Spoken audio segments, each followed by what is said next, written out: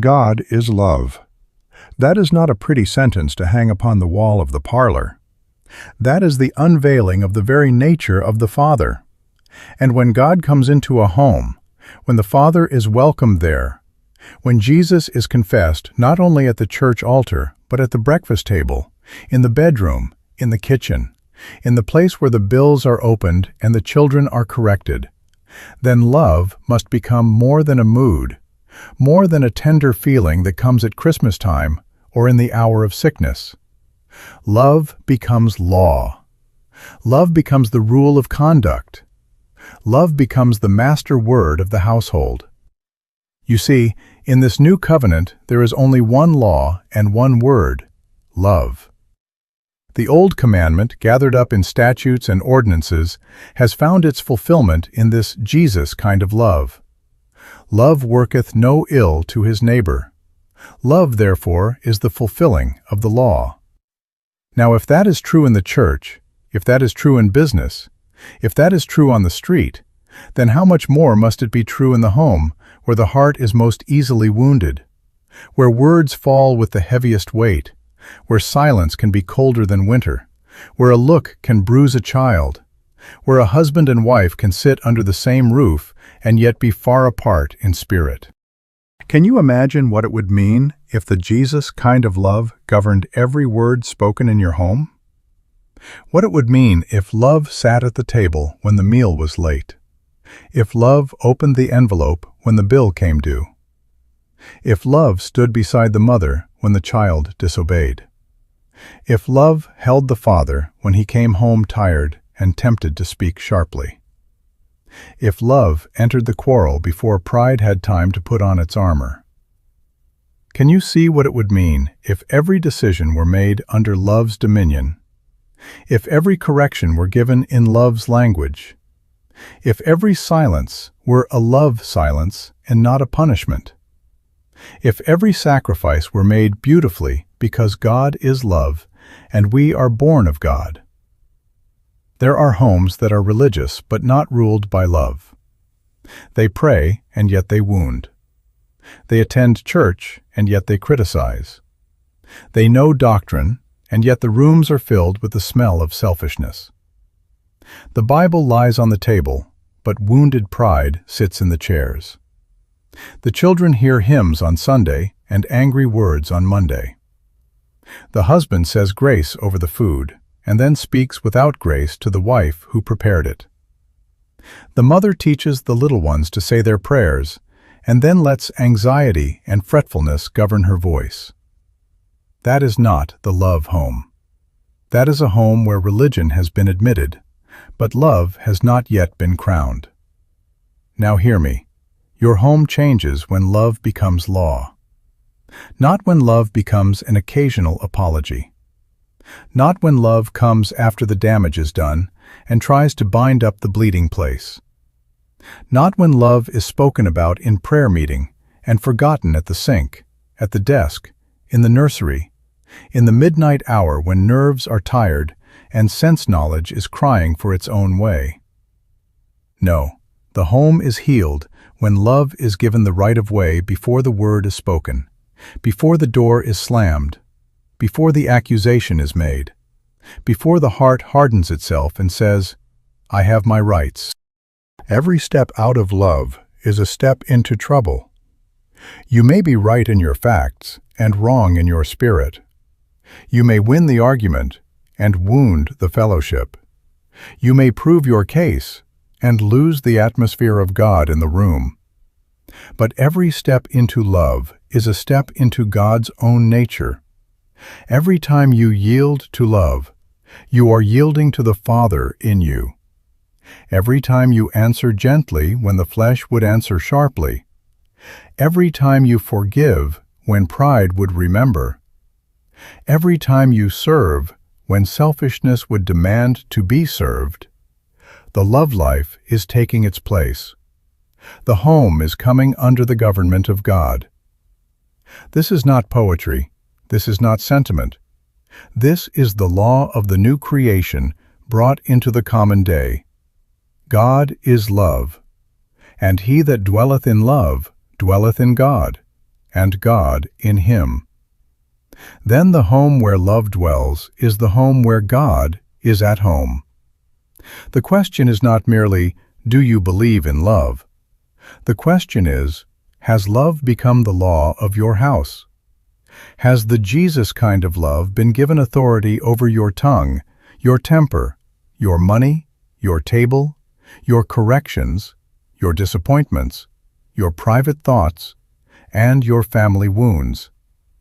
Oh, what a revolution would come if the father, the mother, the children, the whole household would say, from this hour, love shall rule here.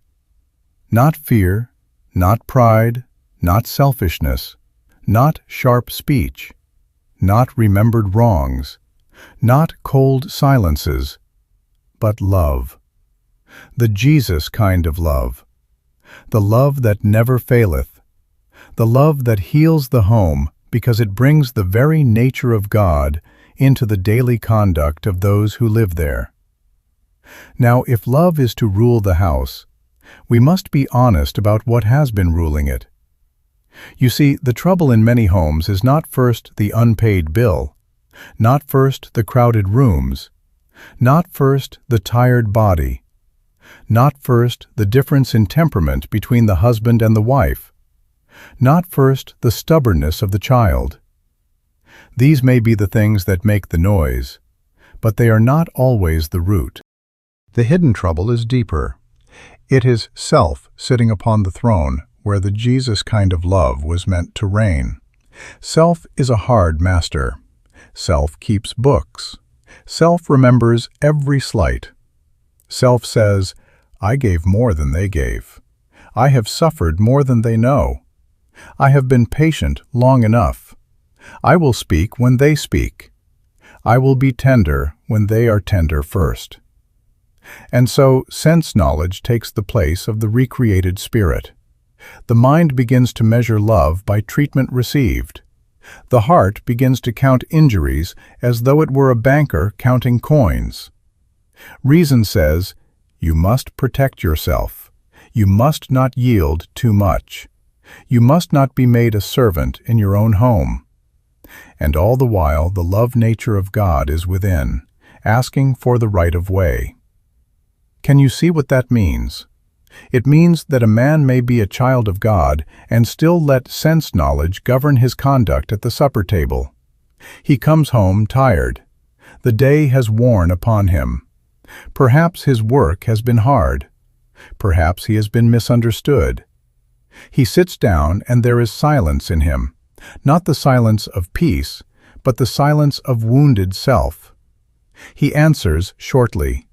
He does not curse. He does not strike. He may even think he has behaved well because he has said so little. But the atmosphere is heavy. The children feel it. The wife feels it. The home feels it. Self has entered the room dressed in dignity, and love has been pushed aside. Then there is the wife carrying grief that has never been spoken in love. She has borne burdens. She has served. She has waited for words that did not come. She has wanted tenderness and received only duty. And now sense knowledge says, hold your heart back. Let him feel what you have felt. Do not make it easy for him. So her hands may still prepare the meal, but her spirit is not pouring love into it. Her lips may speak necessary words, but they have lost the fragrance of love. She is not hopeless. No, 1,000 times no. She is not wicked. She is wounded. But when wounded self takes the throne, even pain becomes a ruler, and the Jesus kind of love is denied its ministry. Look at the parent correcting the child. The child has disobeyed, and correction is needed. Love does not mean weakness. Love does not mean letting disorder govern the home. But there is a correction that comes out of irritation, and there is a correction that comes out of love. One breaks fellowship while trying to enforce obedience. The other guards fellowship while teaching obedience. How many little hearts have learned fear where they should have learned the Father's tenderness? How many children have thought of God as sharp and impatient because the Christian home gave them correction without the warmth of love? The child may not understand doctrine, but he understands atmosphere. He knows whether he is being trained by love or driven by temper. And here is the tragedy. Christian homes are not hopeless. They are not doomed to quarrels, coldness, suspicion, and hurt.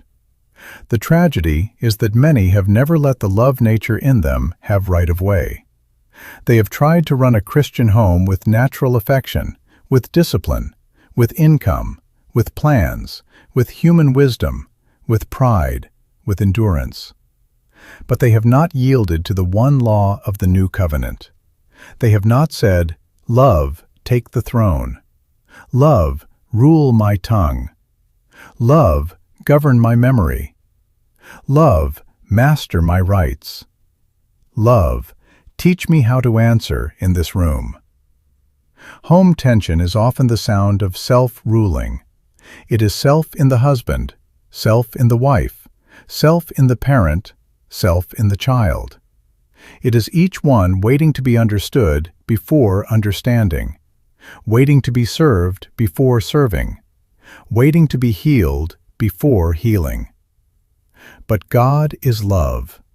We are born of God. The love life is in us. The home need not be a battlefield of sensitive spirits.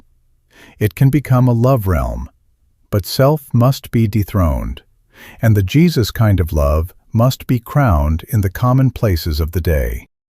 Now here is where the light breaks in upon us. God has not asked a helpless natural man to live a divine life in his own strength. He has not taken the old selfish nature, dressed it in religious garments, and said, "Now act like Jesus." No, 1,000 times no. The new birth is not a change of habits first. It is a change of nature. We are born of God, and God is love. That means that the love nature of the Father has been imparted to the recreated Spirit. The commandment to love is not laid upon a bankrupt heart with no capital. It is the law of the new life that has come into us. You see, if God is love, and we are born of God, then the children of God are love children. They may not have known it. They may not have yielded to it. They may have lived as though temper were stronger than the new creation, as though heredity were stronger than redemption, as though old wounds were stronger than the indwelling Christ. But the fact remains, the believer has received the nature of the Father. The Jesus kind of love is not a foreign thing that must be borrowed from heaven in moments of strain. It is in you. The lover is in you. The same Spirit that made Jesus tender, patient, beautiful, strong, and sacrificial has come to make his home in the believer. This agape is not natural affection polished by manners. Natural love can be very sweet when it is pleased and very bitter when it is crossed. Natural love may kiss today and accuse tomorrow.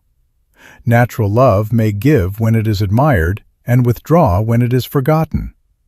Natural love is often self-seeking, even when it speaks tender words. But the Jesus kind of love is of another order. It is not born in the senses.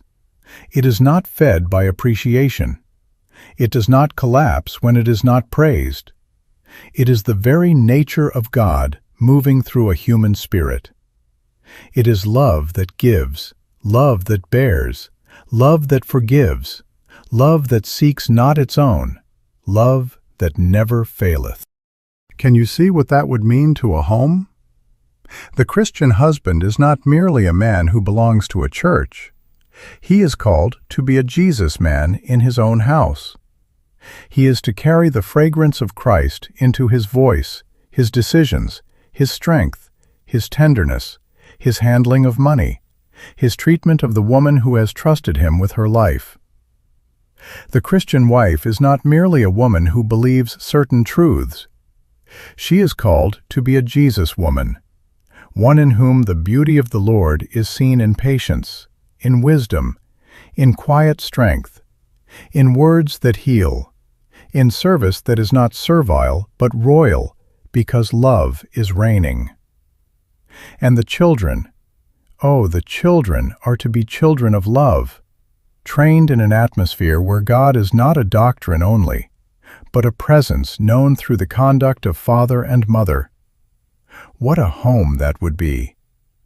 Not a perfect home in the sense that there are no dishes to wash, no bills to meet, no sickness to face, no misunderstandings to correct, no childish wills to train, but a love home. A home where the new creation has been acknowledged. A home where father does not say, "I am just made this way," and mother does not say, "My family has always been quick-tempered." And the child is not taught that selfishness is normal and love is an occasional visitor. No, they begin to say, "We are born of God. God is love. His nature is in us.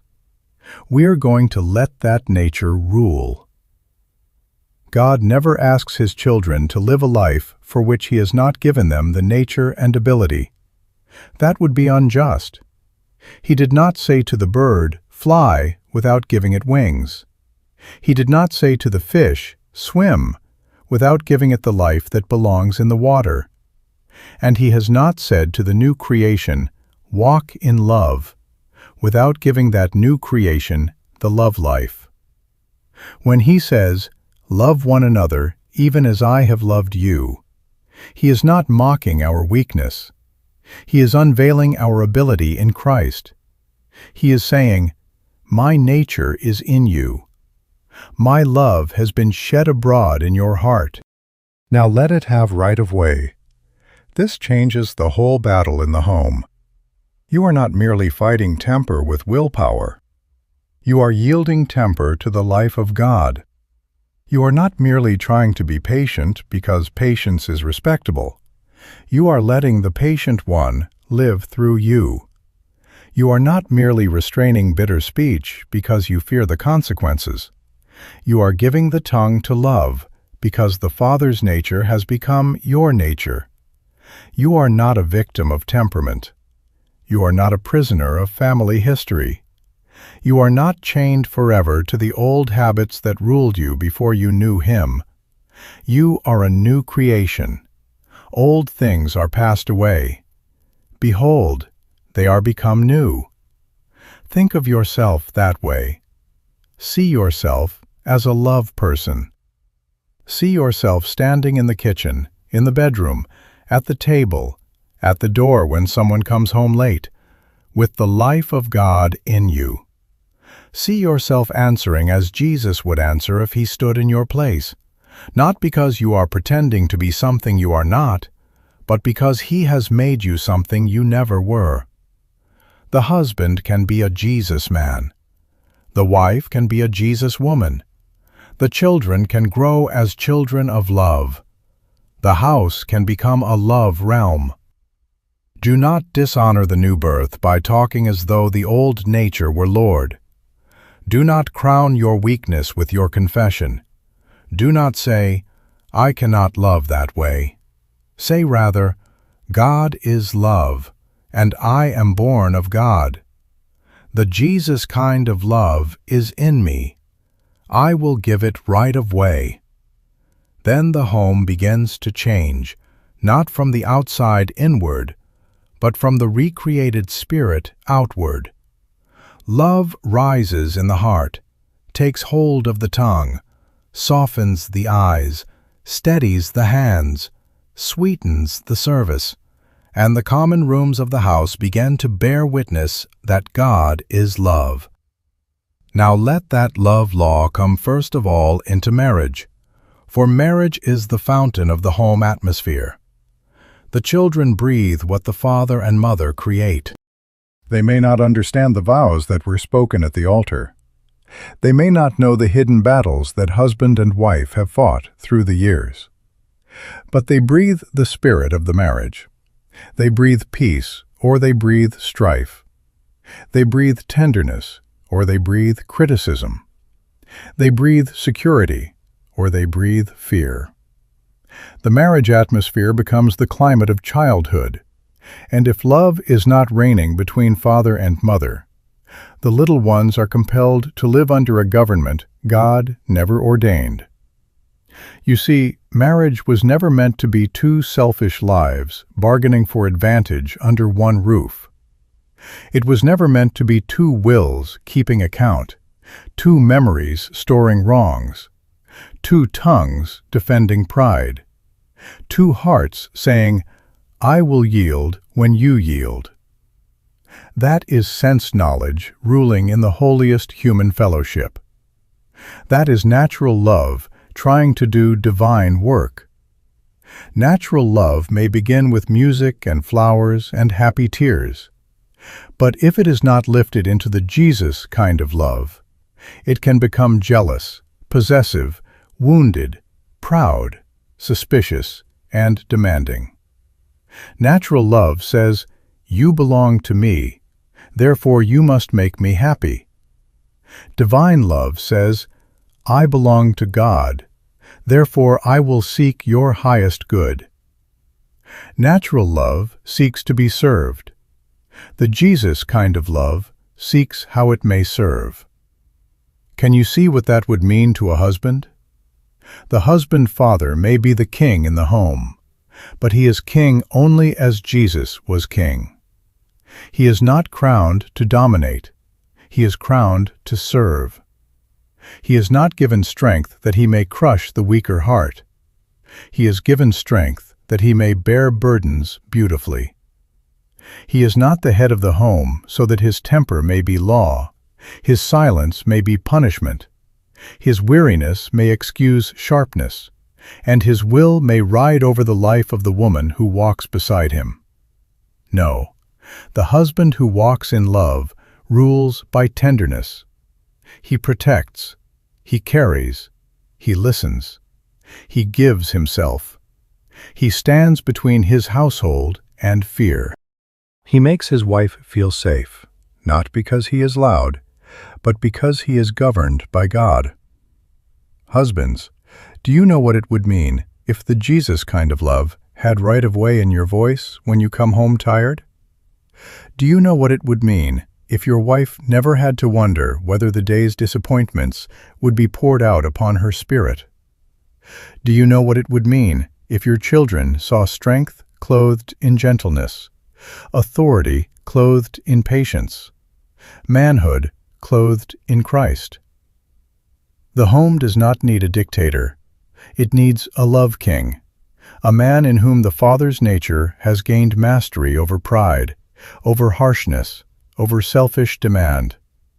Love never makes a man weak. Love makes him master of himself. Love makes him noble. Love makes him safe to live with. And can you see what that would mean to a wife? The wife-mother is a queen when the love nature of God governs her heart. Her throne is not bitterness stored through the years. Her power is not the power of cold speech, wounded silence, or hidden resentment. Her beauty is not merely in her face, her skill, her order, or her service. Her beauty is in words that carry courage, wisdom, fragrance, and healing.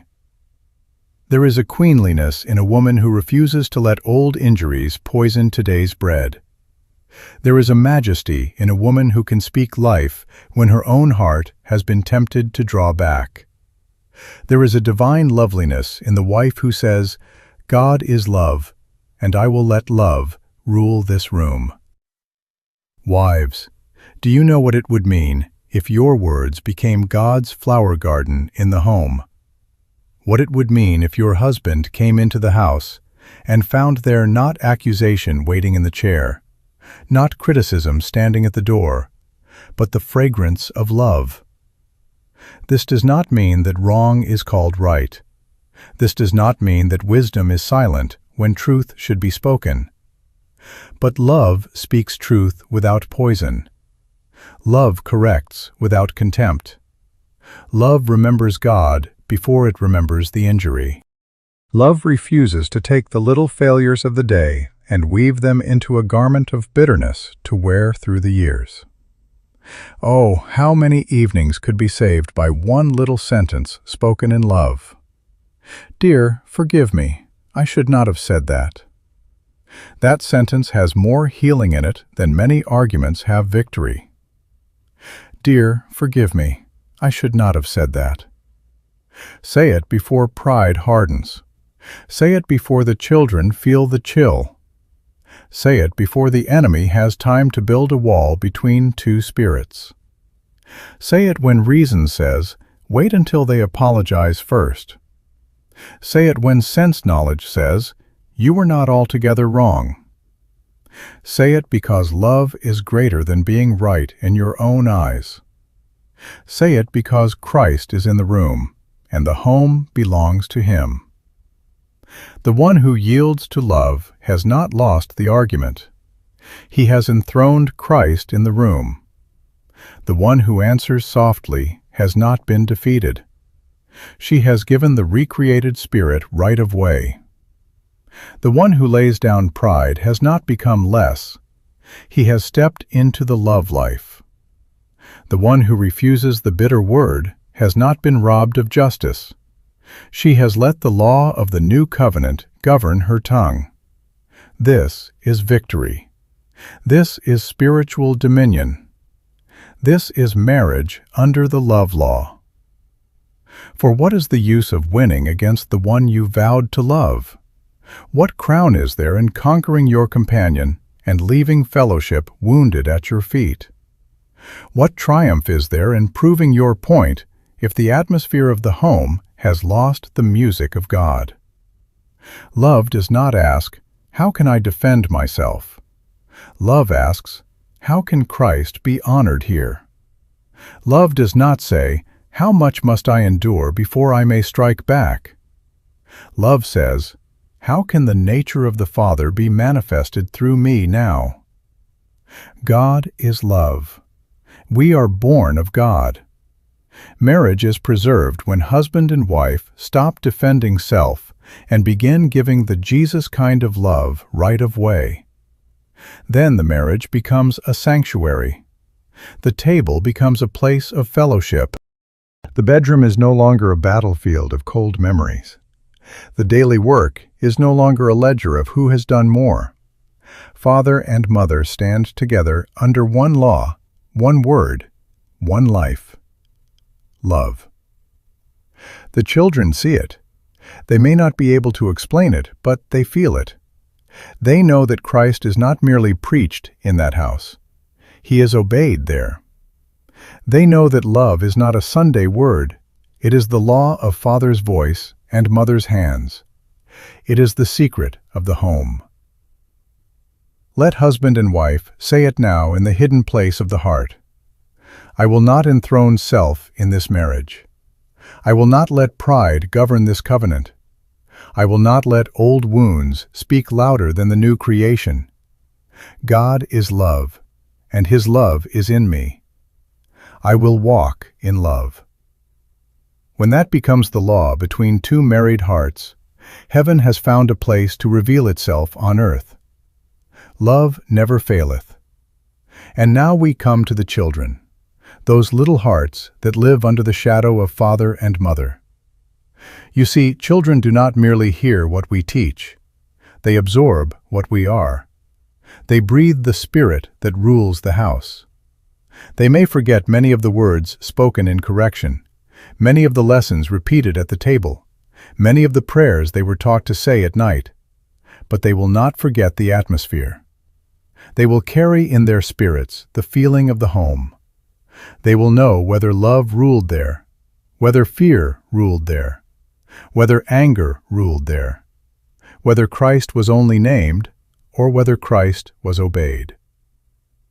Can you imagine a little child sitting at the breakfast table after hearing father and mother pray in the morning, and then listening while those same lips speak cutting words? The child does not reason it out as a theologian. He does not say, "There is a contradiction between their confession and their conduct." No, he feels it. Something in him says silently, "Is love for church only? Is Jesus for Sunday only? Does prayer belong in the bedroom, but not at the breakfast table? Does God hear us when we kneel, but leave us when we speak to one another?" Oh, the little ones are great witnesses. They see more than we think. They know the difference between a house where doctrine is taught and a house where love is law. The father may read the scriptures, and the mother may sing the hymns, but if selfishness rules the voices, if sharpness rules the corrections, if irritation is the atmosphere of the kitchen, and coldness the atmosphere of the evening, the child is being trained by a divided revelation. He hears that God is love, but he feels that home is tension. He hears that Jesus forgives, but he sees Father keeping account. He hears that kindness is a fruit of the Spirit, but he sees Mother's words become arrows when she is tired. What shall the child believe? The sermon of the home is louder than the sermon of the church. The atmosphere is preaching all day long. Now, love does not mean that children are left to themselves. No, that would not be love. A child without correction is a child without protection. Love is not weakness. Love is not indulgence. Love is not the soft hand that lets a little life drift toward ruin because father and mother are too careless, too weary, or too self-centered to train it. Discipline belongs in the love home, but discipline must be governed by love. Correction is not anger finding a religious excuse. Correction is wisdom protecting a child from ruin. Correction is the love nature of God taking responsibility for an undeveloped life. There is a correction that comes from temper, and there is a correction that comes from agape. One says, "You have irritated me, and now I will make you feel my displeasure." The other says, "My child, I love you too deeply to let this thing master you." One breaks the spirit while trying to control the conduct. The other reaches the conscience while guarding the heart. One makes the child afraid of the parent. The other makes the child know that father and mother stand with God against the thing that would hurt him. Can you see the difference? Fear may make a child quiet, but love trains character. Fear may stop the mouth, but love awakens conscience. Fear may produce outward obedience, while rebellion grows hidden in the heart, but love gives safety, courage, tenderness, and a holy respect for what is right. Oh, parents, do you know what it would mean if every correction in your home were given under the dominion of the Jesus kind of love? What it would mean if the child never had to wonder whether father's discipline was only father's anger? What it would mean if the little one never had to fear that mother's sharpness was stronger than mother's love? What it would mean if the hand that corrected were always known to be a love hand, if the voice that rebuked were always carrying the fragrance of God, if the eyes that looked upon wrongdoing were still eyes full of covenant tenderness. That child would learn God's holiness without losing God's nearness. He would learn obedience without losing joy. He would learn that love is strong, that love is wise, that love is safe. And when father fails, when mother fails, for there are times when the tired body, the pressed mind, and the old habit rise up and get the ear for a moment, then love must be quick to humble itself. There is something more beautiful in a home than a parent who never admits wrong. It is a parent who can say to a child, "Dear, forgive me. I spoke sharply. That was not love. That was not Jesus ruling in me." Do you know what that does in the heart of a child? It does not lower the parent. It crowns the parent with reality. It teaches the child that the gospel is not proud. It teaches him that righteousness is not pretending. It teaches him that when we step out of love, we come back quickly by confession. A humble apology may teach more about the gospel than a proud lecture. The child who sees father bow his head and say, "I was wrong," has seen something of the cross. The child who sees mother refuse bitterness and ask forgiveness has seen the love life at work. The child learns that in this house, self is not Lord, pride is not Lord, anger is not Lord. God is love, and when we miss love, we do not defend the failure. We judge it, forsake it, and return to the love way. That is a mighty education. That is training for the spirit. That is the making of a love child. Can you imagine the beauty of a home where the children grow up never doubting that father and mother are governed by the Father himself? Not perfect in human performance, but yielded. Not without mistakes, but quick to walk in the light. Not without discipline, but discipline soaked in love. Not without burdens, but burdens carried without poisoning the atmosphere. The child wakes in the morning and does not fear what spirit will rule the house today. He knows. Love rules here. The Father is honored here. Jesus is not a guest for religious hours. He lives here. Such children may go out into a hard world, but they carry a sanctuary in memory. They have known strength without cruelty. They have known correction without rejection. They have known authority without fear. They have known tenderness without weakness. They have seen a father who was a love king and a mother who was a love queen. And they have learned that the kingdom of God can begin in a dining room, in a nursery, in a hallway, in the little moments where no stranger is watching, but God is there. Children are formed most deeply by the love atmosphere their parents create and protect. Parents, protect that atmosphere. Guard it as you would guard the child from fire. Do not let bitter words play in the room. Do not let selfishness sit at the table. Do not let anger be the schoolmaster of your little ones. Let the Jesus kind of love train them. Let them grow where God is love, where love is law, where correction is wise, where apology is humble, where father and mother walk in love.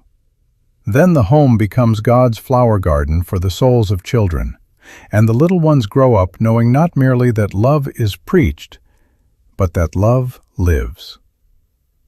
And now we must come to the doorway of the home, the tongue. For the atmosphere of a house is not made first by furniture, nor by curtains, nor by the size of the rooms, nor by the food upon the table. It is made by words. Words are spirit carriers. Words carry fear or faith, bitterness or healing, selfishness or love. You see, the love law becomes visible first in the mouth, because the mouth tells who is ruling within. Out of the abundance of the heart, the mouth speaketh. If self is enthroned, the tongue will soon reveal it. If the Jesus kind of love has been given right of way, the tongue will bear its fragrance. How small some household sins appear until we see the wound they make. Sarcasm is counted clever, but it cuts like a knife. Cold silence is called self-control, but many times it is only pride refusing fellowship. Nagging is excused as concern, but it wears the spirit down like water wearing stone. Public correction may seem honest, but it humiliates the one who should have been protected by love. Contempt in the voice may be only a tone, only a look, only one little sentence, but it tells the heart, "You are not precious to me." Exaggeration takes a small failure and clothes it with falsehood. Bringing up forgiven failures is digging in a grave where love had already buried the offense. Can you see what that does to a home? A husband comes in weary, and one sentence can either open rest to him or shut the door against his spirit. A wife has carried the burdens of the day, and one careless word can make her feel unseen, uncherished, and alone. A child has failed, and father's tongue may either help him rise or make him afraid to try again. Words are not little things in the love home. They are builders or destroyers. They are seeds. They are doors. They are hands laid upon the soul. Sense-knowledge speech says what it feels. It says, "I am tired, therefore I may be sharp. I am wounded, therefore I may wound. I am right, therefore I may speak without tenderness. I remember what you did, therefore I may bring it up again." That is reason serving self. That is the senses governing the tongue. But love speech asks another question. Love does not ask, "What do I feel like saying?" Love asks, "What will heal? What will help? What will make Christ known in this room?" Sense knowledge says what is hot in the blood. Love says what has passed through the Spirit. There are love words. Oh, there are words that come from God's flower garden of the soul. They have warmth in them. They have fragrance in them. They have truth in them, but truth washed clean from cruelty. They have restraint, because love does not empty every feeling upon another heart. They have creative power, because words spoken in love can make courage rise again, can make a child believe he is not cast away, can make a wife know she is treasured, can make a husband stand taller under the burdens of life. Love words are not weak words. They are strong enough to refuse bitterness. They are brave enough to apologize. They are holy enough to keep silent when silence is mercy, and to speak when speech is needed. Have you never felt the Spirit check a sentence before it left your mouth? There it was, ready to go out, sharp, clever, justified perhaps by all that had happened. And suddenly the inward witness said, "No." What are you going to do in that moment? That is where the love law is tested.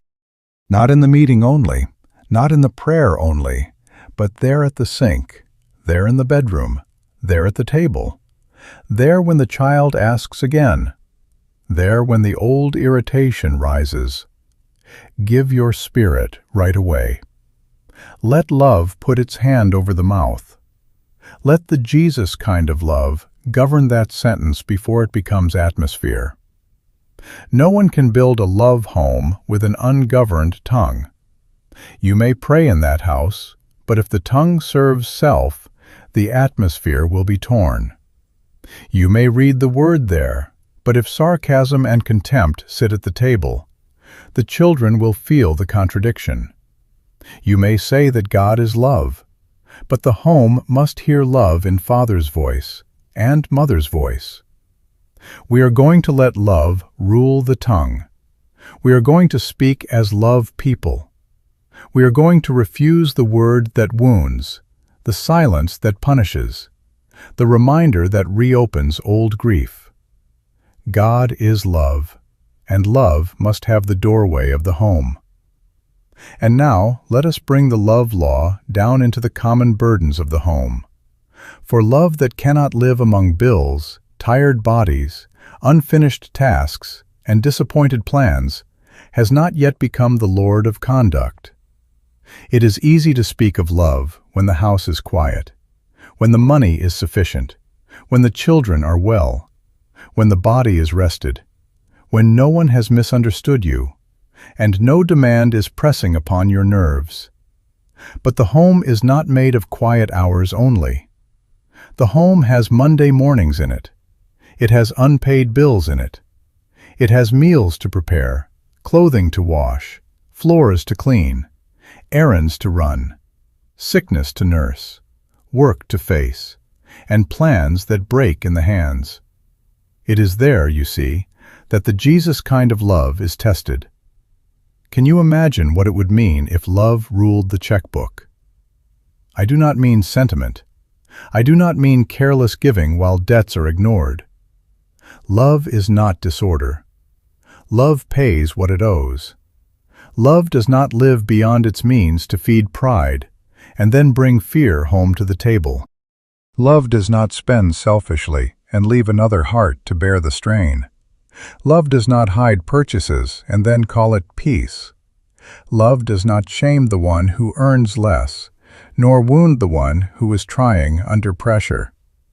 Love brings the budget into the presence of God and says, "Father, thou art love, and this money shall be governed by love." Oh, how many homes have been wounded by fear-filled speech over money. The children sit there and hear father and mother speak as though poverty were Lord, as though bills were stronger than the covenant, as though tomorrow belonged to dread. Little hearts should not be trained in anxiety by the careless tongue of unbelief. This does not mean we pretend there is no need. No, love is truthful. Love counts the cost. Love makes wise plans. But love refuses to make fear the atmosphere of the dinner table.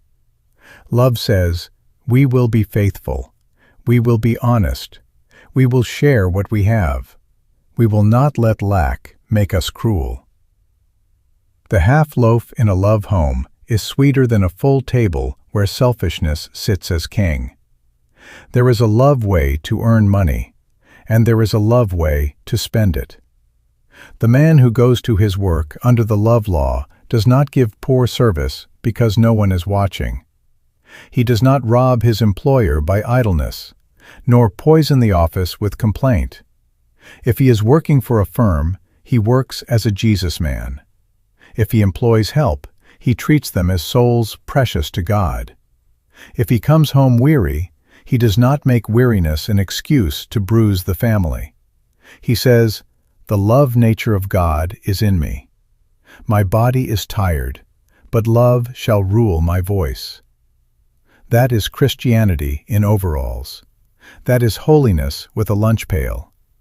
That is the new creation at work. And there is a love way in the labor of the home. The dishes, the laundry, the sweeping, the repairs, the planning, the appointments, the school papers, the medicine at night, the care of the aged, the watching beside a sick child, the little things no one applauds, these become holy when they are done in love. You see, love makes common service uncommon. Love takes the basin and towel and makes them sacramental. Love can fold a garment with worship in the heart. Love can cook a meal without resentment. Love can mend a broken hinge, drive across town, sit in a waiting room, clean what another has soiled, and say, "I am not serving self. I am serving love." But when self rules, every burden becomes an accusation. The sink says, "No one helps me." The bills say, "I carry everything." The sick bed says, "My life is being taken from me." The errand says, "Why must I always go?" The tired body says, "I have a right to be sharp." That is sense knowledge talking. That is reason pleading the cause of selfishness. Love speaks another language. Love says, "How can I lift? How can I make this burden lighter? How can I keep bitterness out of this room? How can I make giving beautiful? Love never says that weariness is unreal. Love simply refuses to let weariness become Lord. Can you see Jesus in the house, not merely when the Bible is open, not merely when the prayer is being offered, but when the bill is due, when the meal is late, when the child is fevered, when the husband is discouraged, when the wife is exhausted, when the schedule has been broken and everyone is disappointed? He is not a guest for devotions only. He is Lord over the checkbook. He is Lord over the calendar. He is Lord over the tone of voice. He is Lord over the way the strong treat the weary. If he lives in that home, then he must have right of way in the ordinary pressure. The love law must govern the hour when nobody feels spiritual. This is where love becomes practical. It carries burdens. It shares the half loaf. It pays what it owes. It refuses hidden resentment. It does not make a martyr's speech out of necessary service. It gives without keeping account of how beautifully it is given. It protects the tired one. It speaks courage over lack. It makes room for the weak. It turns labor into worship and duty into fellowship. Love is not a fragrance kept in a bottle for Sunday.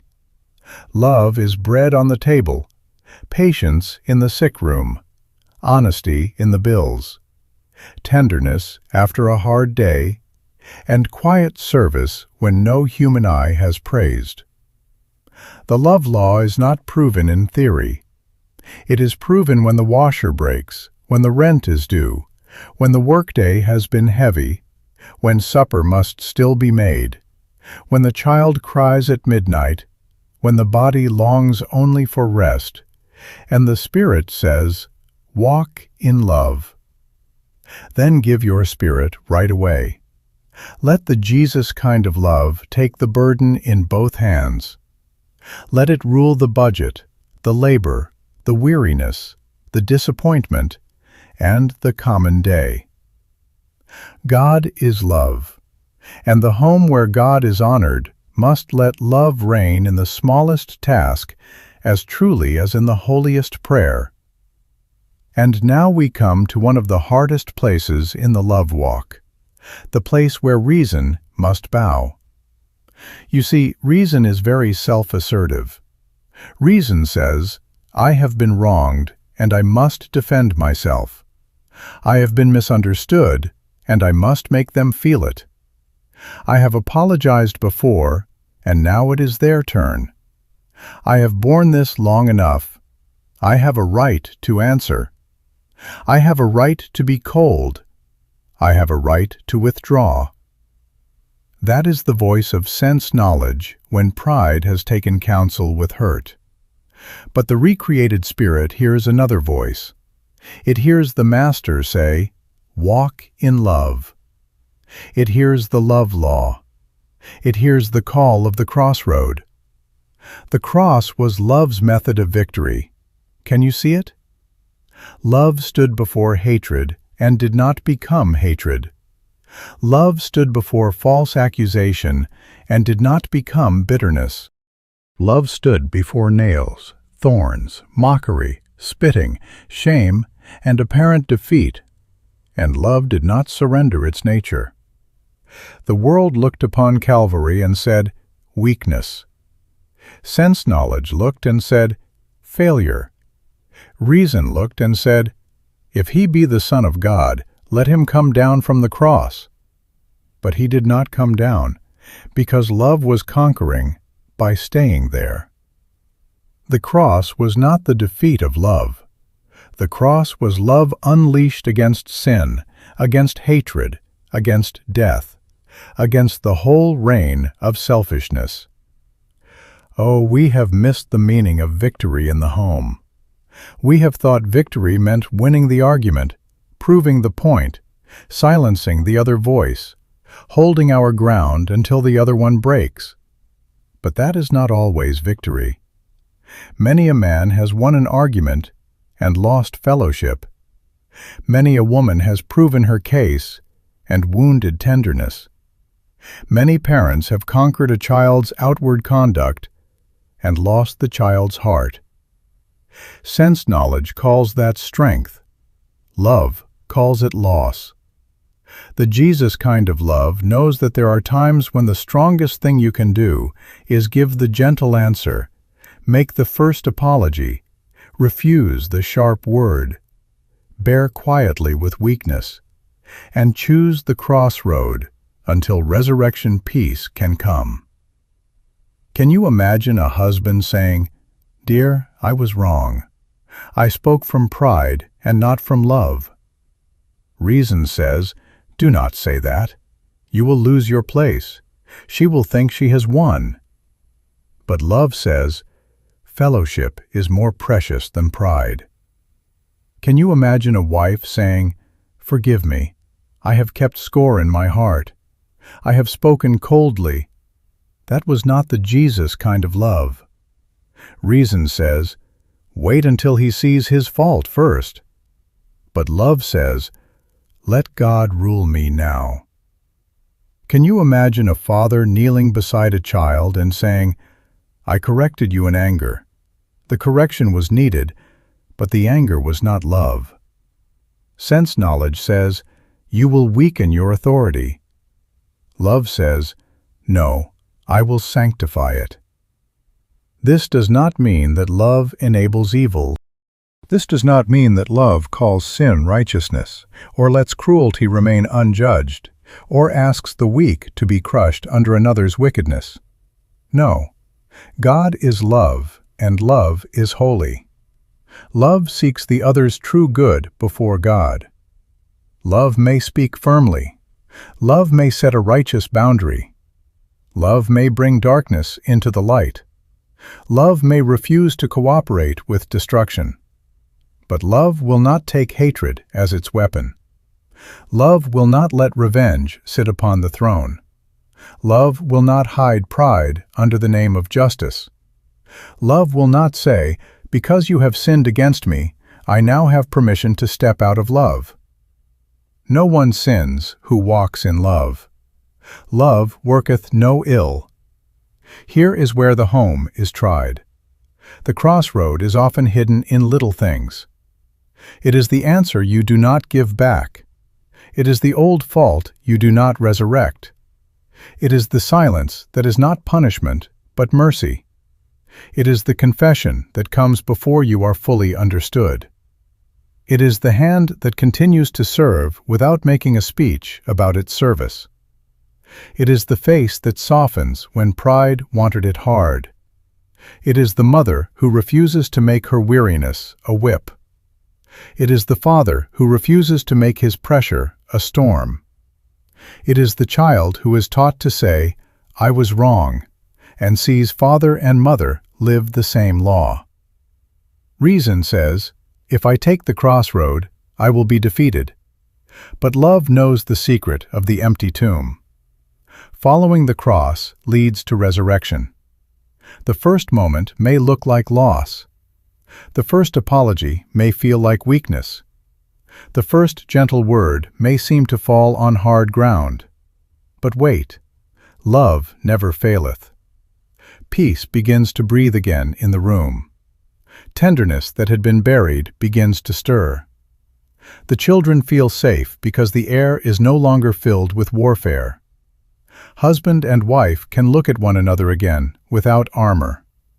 Fellowship, that delicate flower of the home, begins to lift its head. What reason called defeat, God calls victory. You see, resurrection peace does not always appear before obedience.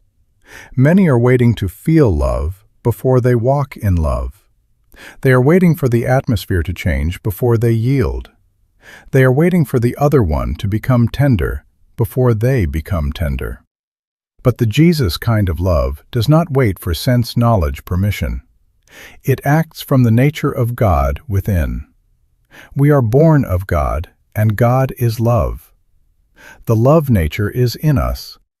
The recreated spirit can obey when the mind is arguing, when the feelings are wounded, when pride is pleading its case. Give your spirit right away. Let love rule over reason when reason is only defending pride. What would it mean in your home if the cross became the way of victory tonight? What would it mean if self-protection lost its crown? What would it mean if the sharp answer died before it was spoken? If the apology was made before sleep? If the old bitterness was judged as an enemy of the love life? If the wounded heart said, "Father, thou art love, and I will not let pride govern this house"? Can you see what would happen? The love law would have right of way. The Father would be honored. Jesus would be Lord, not merely of your confession, but of your temper, your memory, your answer, your rights, and your wounds. We are going to let love take the crossroad. We are going to refuse the victory that leaves the home cold. We are going to refuse the reason that is only selfishness dressed in dignity. We are going to let the Jesus kind of love conquer in us first, and then through us. For in the Christian home, love often conquers before anyone recognizes the conquest. It looks weak, but it is God's strength. It looks silent, but it is answering hell. It looks defeated, but resurrection is already on the way. God is love, and love never faileth. And now can you imagine John 14 becoming household reality? Can you hear him say, "If a man love me, he will keep my word, and my Father will love him, and we will come unto him, and make our home with him"? We have read that as a verse for the heart, and it is that, but what if we let it enter the house? What if the Father and the Son were not treated as visitors for the hour of prayer, but as the holy, loving presence in the kitchen, in the bedroom, in the nursery, at the table, in the family conversation, and in the private conflict where no stranger hears? You see, a Christian home is not Christian because a Bible lies upon the table only. It is not Christian because the family goes to church only. It becomes Christian in the deepest sense when the Father is welcomed there, when the Son is honored there, when the Jesus kind of love is given right of way in the ordinary conduct of the day. Can you imagine Jesus standing beside the sink when the tired hands are washing the last dish? Can you imagine him in the nursery when the child cries and mother's body longs for rest? Can you imagine him at the breakfast table when everyone is hurried and one careless word could cloud the morning? Can you imagine him in the room when husband and wife are alone with an old wound between them? What would it mean if his presence were consciously honored there? We would not speak so quickly. We would not wound so carelessly. We would not let pride sit in his chair. We would not allow bitterness to become familiar furniture in the rooms where the Father has come to dwell. The home would not be perfect because the people in it had no problems. No, the love home is not a home without pressure, without bills, without weariness, without misunderstanding, without need of forgiveness. It is a home where yielded people let love govern the response. It is a home where sin is judged, but persons are cherished. It is a home where failure is not crowned, but the fallen one is lifted. It is a home where the Father's nature is honored in the way one heart treats another. Oh, how safe that home would be. Not safe because no one ever makes a mistake, but safe because mistakes are met by truth in love. Not safe because no one ever weeps, but safe because tears are not despised. Not safe because children never fail, but safe because correction is not anger wearing a religious garment. Not safe because husband and wife never differ, but safe because difference does not break fellowship. Can you see little children growing up in that atmosphere? They hear father say, "Forgive me, I spoke wrongly." They hear mother answer with tenderness instead of memory sharpened into a weapon. They see the Bible read, and then they see the Bible lived. They learn that God is love, not by definition only, but by the fragrance in the room. Worship and daily conduct must become one. We have separated what God has joined together. We have prayed with lifted hands and then spoken with a hard voice. We have read the love chapter and then refused forgiveness in the bedroom. We have sung of grace in the meeting and then carried an unforgiving spirit home in the automobile. That cannot satisfy the heart of the Father. The love law must bind worship to conduct. Prayer must enter the tone of voice. Bible reading must become forgiveness. Church attendance must become household tenderness. The communion table must teach the dinner table. The name of Jesus must sanctify the common speech of the home. There is a fragrance that belongs to the Master. When he is welcomed, words carry that fragrance. They are clean words, healing words, strong words, tender words. They do not flatter and they do not destroy. They build. They wash the dust from weary spirits. They make the wounded feel that there is a place to recover. They make the child unafraid to tell the truth. They make the discouraged husband breathe again. They make the burdened wife know that she is not alone. They make the aged feel honored, the weak protected, the sinner called upward, and the household drawn toward God. Can you imagine a home where Jesus is never put away after devotion? Where the Father is not forgotten when the family rises from prayer? Where love walks from the prayer room into the hallway, from the hallway into the kitchen, from the kitchen into the accounts, from the accounts into the discipline of children, from the discipline into the night conversation between husband and wife? That is the love home. That is John 14 in working clothes. That is God dwelling among the dishes, the beds, the children's shoes, the bills, the broken plans, and the weary hearts. We are going to make room for him there. We are going to say, "Father, this is thy house. Jesus, thou art Lord here." We are going to welcome him, not with words only, but with yielded tempers, forgiven memories, softened voices, honest service, and love-governed responses. For the Christian home becomes a love home when the presence of the Father and the Son is honored in ordinary domestic life. God is love, and where love is welcomed, the home becomes a little sanctuary of his nature. And now, what are you going to do with the love law? You have seen that love is not an ornament to hang in the parlor of religion. It is not a Sunday emotion. It is not a beautiful word for hymns and prayers only. It is the law of the new covenant home. It is the throne right of the Father in the family.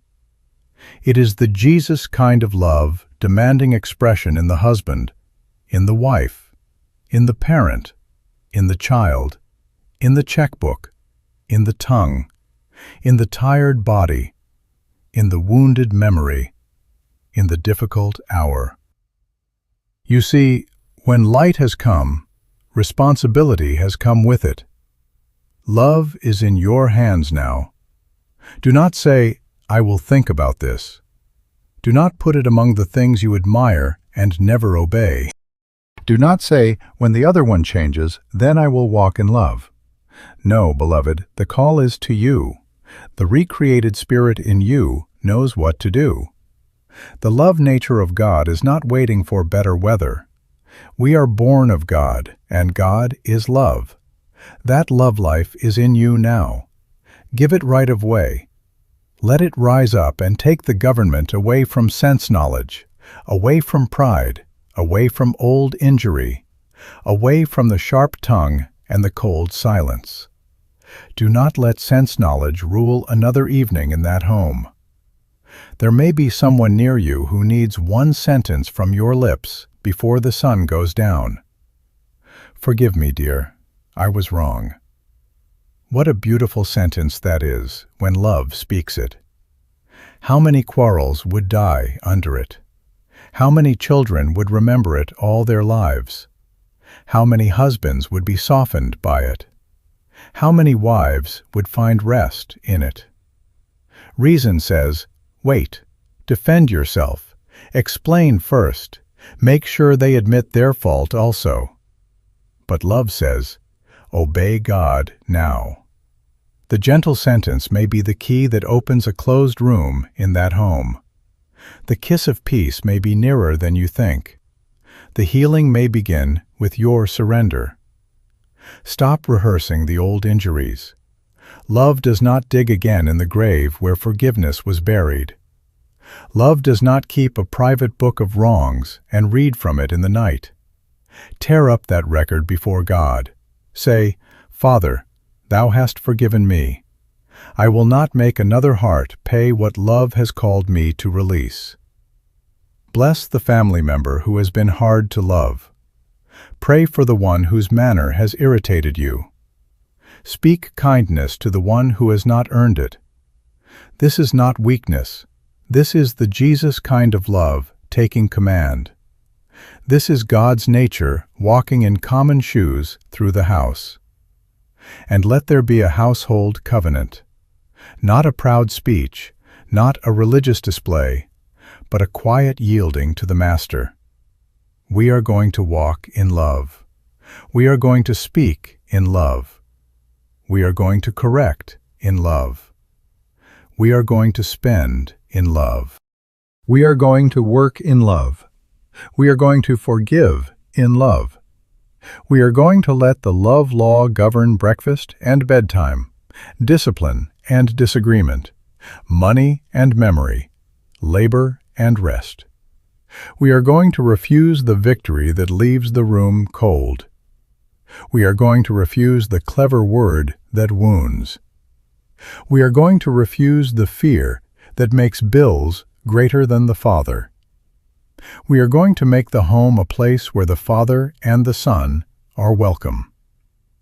Can you imagine what would happen if one person in a home gave love right of way today?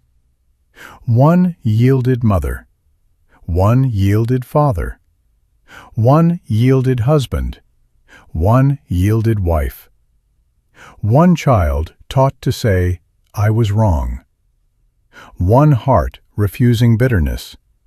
One tongue sanctified by love.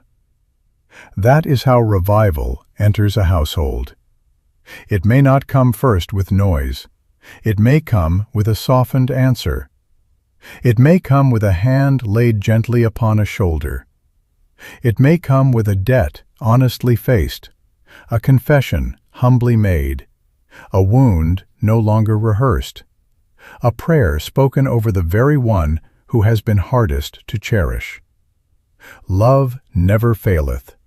And do not keep this revelation locked in your own house. There is another husband who needs it. There is a wife weeping behind a closed door who needs it. There is a parent breaking the spirit of a child because no one has taught him the love way. There is a pastor trying to heal wounded homes who needs to preach again that God is love. There is a family near you where the atmosphere is heavy, where words have been cruel, where children are afraid, where two hearts sleep in the same house but live far apart. Carry this message there. Speak it tenderly. Share it wisely. Love is a home builder and a home preserver. The Jesus kind of love is God's cure for the loveless house. What are you going to do about it now? Not tomorrow only. Not when feeling comes. Not when every question is settled. Now. The Spirit is bearing witness. Do not let the impulse of the Spirit die without action. Rise and obey love. Make the call. Walk across the room. Lay down the old weapon. Speak the healing word. Gather the family if you can and say, "We have not let love rule as it should, but from this hour this house belongs to the Father. Jesus is Lord here. We are going to walk in love."